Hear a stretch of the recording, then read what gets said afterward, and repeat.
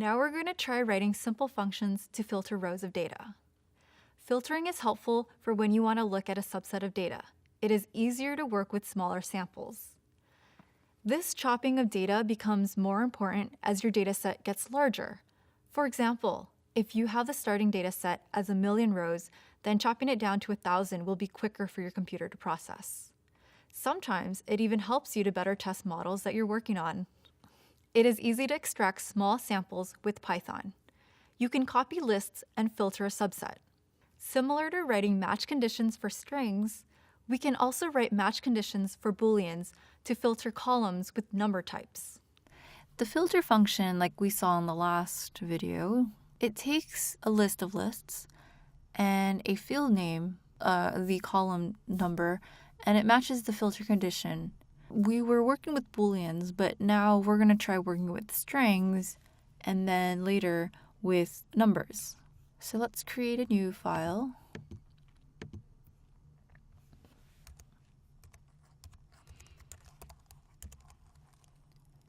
Let's import everything from before.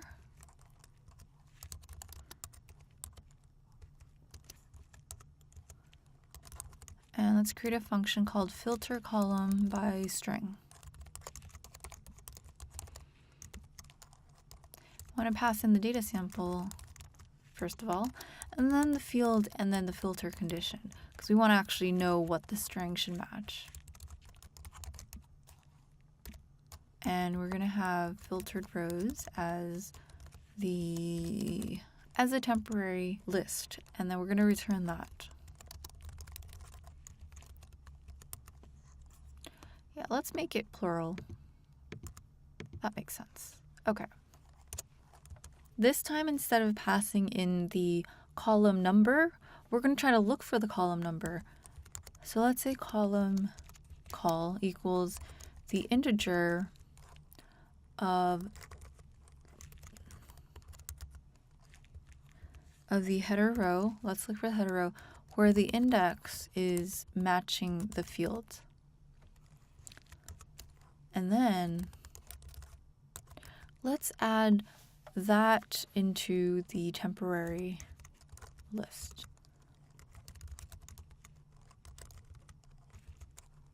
We want to make sure we keep the header in our resulting data sample just to keep things consistent.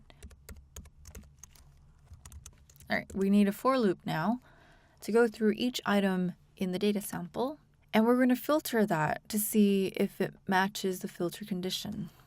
So for item in data sample, starting with the second item, which is the data, not the header, if the items column index, if that item matches the filter condition,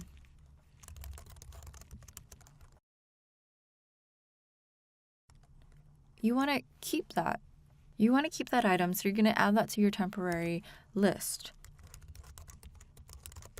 So let's keep that item, and then it'll be returned when we return the temporary list that matches items that match the filter condition. Let's try finding silk ties. So silk ties equals filter by column by string. And we're going to pass in data from CSV. And let's search by the material type that matches silk.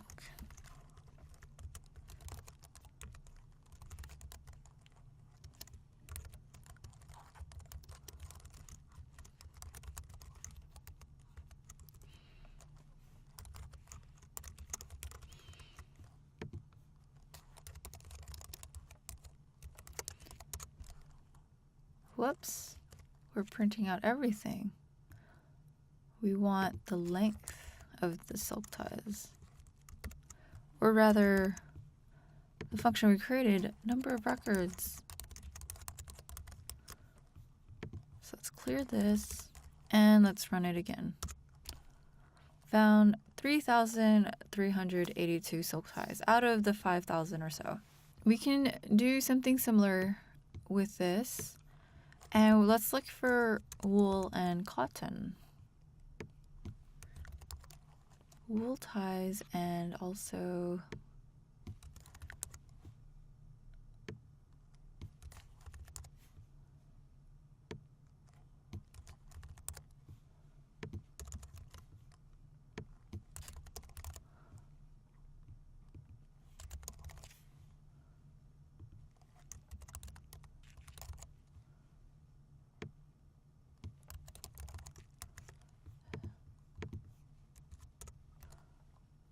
there's a lot more silk and wool than cotton ties.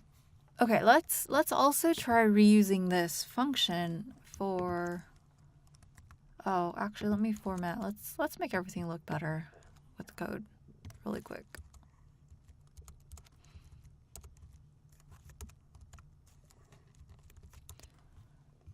So we do something similar as this, but we can find brand names. So we want to know how many ties are of Gucci brand that are being sold here.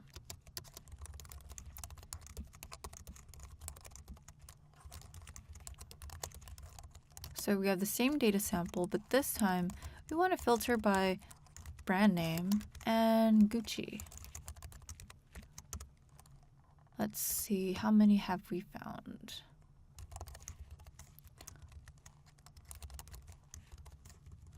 So let's see, found that many Gucci ties. And we're going to say return number of records of Gucci ties. Okay, so we have the parentheses matching the right number. We have 171 Gucci ties. Now I'm going to clear this and then comment out the print statements, and I'll show you how to filter by the number types. Clear, and there we go. I'm gonna do that. Clear that actually. Okay.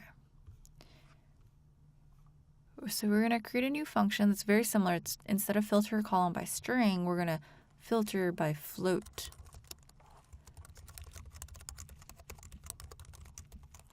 We're going to have the data sample again and the field. And we're going to say a direction for greater than or less than. And then the filter condition of the number that it should match or be greater or less than. Again, we're going to have a temporary list. And we're going to return that list. Let's make it grammatically correct.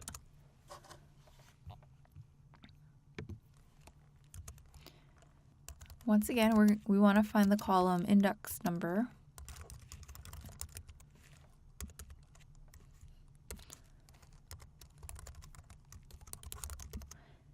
And we want that to be an integer because you need an integer to access indexes in a list.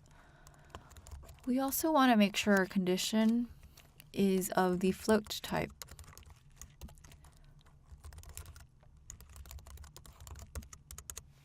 Now we want to actually go ahead and try to match each item with the conditions. So we need a for loop.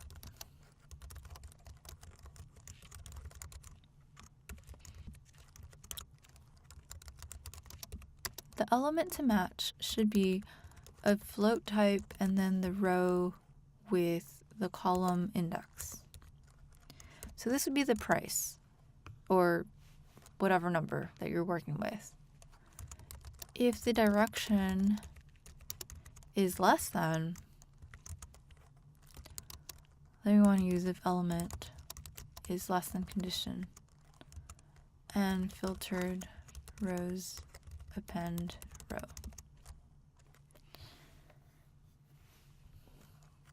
So we'll be repeating that.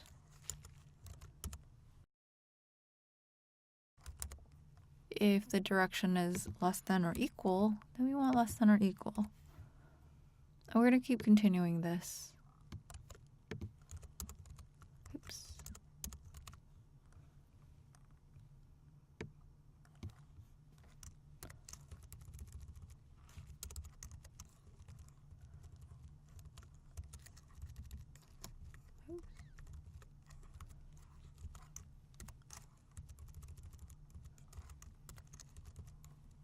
And we have one more condition here for equals.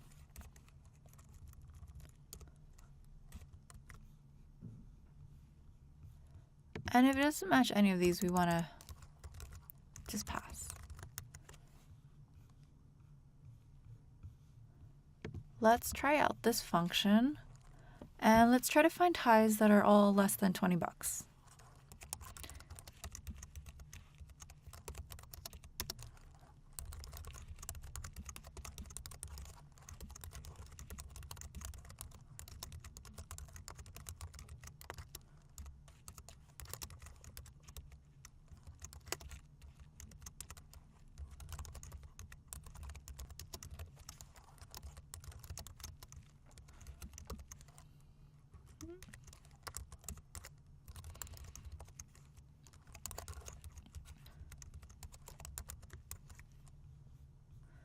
Oops, we want to make sure it's ties, not tiles.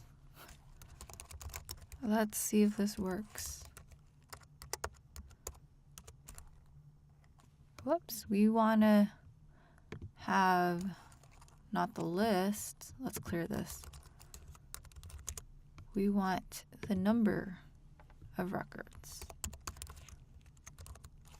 We want the number of records, and that would be like that. Python S3 V2.py. So we found 38 ties under 20 bucks, and that's pretty awesome.